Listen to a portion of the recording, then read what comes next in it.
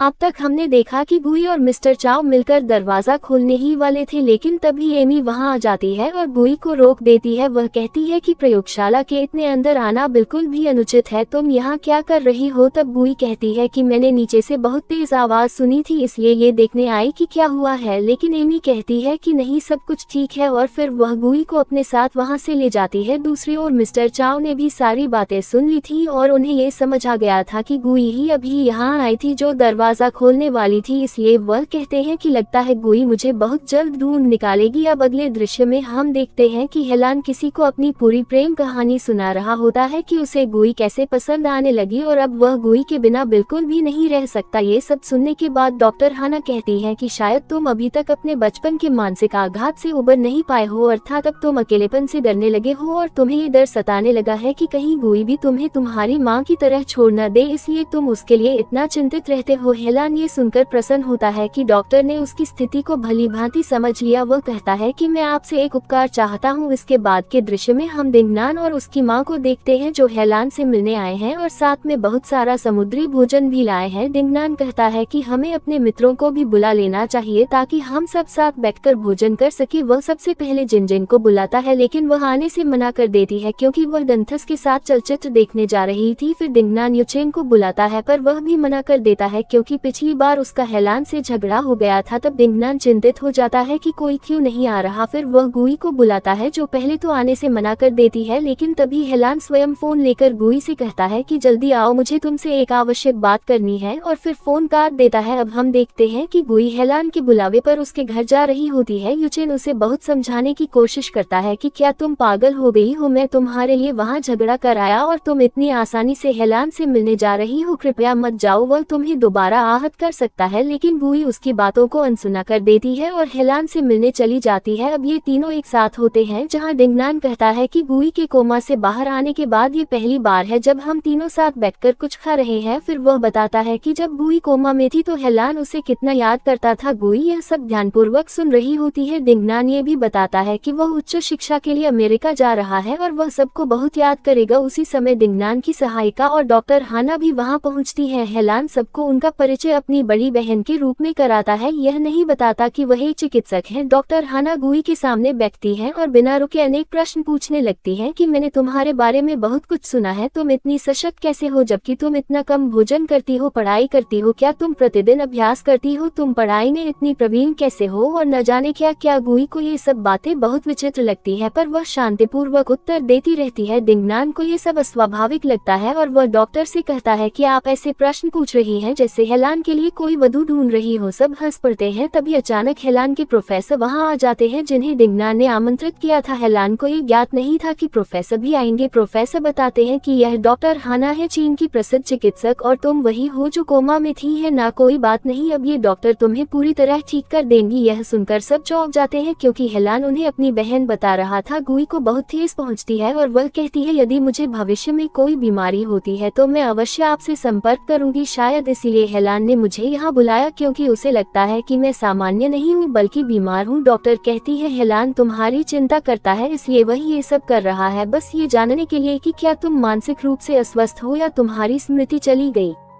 है ताकि मैं तुम्हारी सहायता कर सकूं। गुई कहती है नहीं, मैं पूर्णतः स्वस्थ हूं, अतः आप दोनों मेरी चिंता न करें। फिर वो क्रोधित होकर वहां से चली जाती है। गुई के जाने के बाद दिंगनान हेलान को डांटता है कि इस बार तुमने सारी सीमाएं लंघ दी है, तुम गुई के साथ ऐसा कैसे कर सकते हो। हेलान को अपनी गलती का एहसास होता है और वह गुई के पीछे भागता है। हेलान गुई को रोकता है और कहता है क्षमा करो, मैंने जो किया वह अनुचित था। गुई कहती है कोई बात नहीं, मैं क्रोधित नहीं हूँ बल्कि अच्छा हुआ, यदि आगे कोई समस्या हुई तो मैं उसी डॉक्टर से संपर्क कर लूंगी। हेलान कहता है यही बात है, तुम हमेशा सामान्य बनी रहती हो, तुम्हें कोई फर्क नहीं पड़ता, जबकि इस समय तुम्हें मुझसे नाराज होना चाहिए। गुई के हाथ कांपने लगते हैं। वह भीतर से क्रोधित होती है पर शांत रहने का अभिनय कर रही होती है। वह कहती है नहीं, ऐसा नहीं है, मैं अत्यंत क्रोधित हूँ और मुझे तुम्हारे व्यवहार से बहुत पीड़ा हुई है। हेलान कहता है पर तुम्हें देखकर ऐसा नहीं लगता, बल्कि ऐसा प्रतीत होता है कि तुम असाधारण हो और तुम्हारे भीतर अनेक रहस्य छिपे हैं। गुई कहती है यदि मैं तुम्हें अपने रहस्य बता दूं कि मैं 200 करोड़ वर्षों तक सोती रही, मैं किसी अन्य ग्रह से आई हूँ और काडोशी वास्तव में मेरा मित्र रहा है, तब भी क्या तुम मेरी बातों पर विश्वास करोगे? हेलान क्रोध में कहता है, कृपया इस प्रकार की असंभव बातें कहना बंद करो। गुई कहती है, देखा, मुझे ज्ञात था कि तुम मेरी बातों पर विश्वास नहीं करोगे, इसीलिए मैं अपने रहस्यों को अपने भीतर रखती हूँ। जहाँ तक तुम्हारी माता का संबंध है तो मुझे खेद है कि मैंने वे बातें तुमसे छिपाई। गुई की धड़कन तेज होने लगती है, अर्थात उसे पीड़ा के कारण अस्वस्थता अनुभव होने लगती है। फिर हेलान उसे गले लगा लेता है और कहता है, हम दोनों से भूल हुई है, क्यों न हम एक दूसरे को क्षमा कर दे और पहले की भांति जीवन यापन करें, क्योंकि तुम्हारे बिना मेरा जीवन अधूरा है। पर गुई उसे दूर धकेलते हुए कहती है, मैं तुम्हारे कारण कमजोर बनती जा रही हूँ, जबकि मुझे यहाँ अभी बहुत सारा कार्य पूरा करना है। मैं नहीं चाहती कि तुम मेरी वजह से परेशान हो, इसलिए हमें एक दूसरे से दूर हो जाना चाहिए। और फिर वह हेलान को वहीं छोड़कर चली जाती है। अब हम रात में यूचेन को देखते हैं, जिसे गुई ने सब कुछ बता दिया था। फिर यूचेन बहुत क्रोधित था कि यह हेलान का लड़का, मुझे पहले से ही पता था कि उसने तुम्हें किसी मकसद से अपने घर बुलाया है। अरे भले ही तुम एक सिख जैसे दिखते हो या तुम्हें कोई समस्या हो, अगर मैं उसकी जगह होता तो भले ही तुम किसी पशु, डायनासोर या भूत की आत्मा न हो, फिर भी मैं तुम्हें पसंद करता। गुई आश्चर्य से यूचेन को देखने लगी। फिर वह कहता है कि मेरा मतलब है कि एक भाई के रूप में मैं तुम्हें पसंद करता और हमेशा तुम्हारे साथ होता जैसे अब हूँ। फिर गुई कहती है कि यह ठीक है कि हेलान ऐसा सोच रहा है, क्योंकि वास्तव में मेरे पास बहुत से रहस्य हैं जो मैं उसे नहीं बता सकती, तो ये बेहतर है कि मैं उसकी जिंदगी से चली जाऊं। और फिर आगे दिखाया गया है कि गुई इन सभी बातों और अपनी भावनाओं को रिकॉर्ड कर रही है कि अब उसे प्रेम का सही अर्थ समझ आ गया है, इसलिए अब उसे चोट महसूस होने लगी है, पर अब वह हेलान से दूर हो जाएगी। खैर, अब अगले दृश्य में हम देखते हैं कि मिस्टर चाओ हेलान के पिता से मिले और आज अंततः वह हेलान के पिता को आकाशगंगाओं और एलियंस के संबंध के बारे में बताते हैं कि तभी कई एलियंस पृथ्वी पर आ सकते हैं। हेलान के पिता को ये जानकर बहुत आश्चर्य हुआ कि एलियंस जैसी कोई चीज होती है, तो उन्होंने कहा कि यदि तुमने मुझे अपनी इतनी बड़ी खोज के बारे में इतनी देर बाद बताया है तो जरूर कोई कारण होगा। फिर मिस्टर चाओ हेलान के पिता को एक रोगी के पास लाए जो उनका बेटा है और वर्षों से कोमा में है। मिस्टर चाओ बताने लगते हैं कि मेरे बेटे को ऐसी बीमारी है जिसका कोई इलाज नहीं है, इसीलिए मैंने बहुत शोध किया, फिर मुझे मानसिक शक्ति के बारे में पता चला जिससे मैं अपने बेटे को ठीक कर सकता हूँ। और अब जब आप भी इन सभी बातों के बारे में जान गए हैं तो मैं अपनी खोज को और उन्नत बनाना चाहता हूँ, जहाँ मुझे प्रयोगों के लिए कुछ लोगों की भी आवश्यकता होगी, कृपया इसकी अनुमति दे। तो फिर हेलान के पिता ने इसके लिए सहमति दी। खैर, अब अगले दृश्य में हम हेलान को देखते हैं जो गुई की तस्वीरें देख रहा है और सब कुछ याद करने लगता है, अर्थात अब तक जिसे ने भी उससे गुई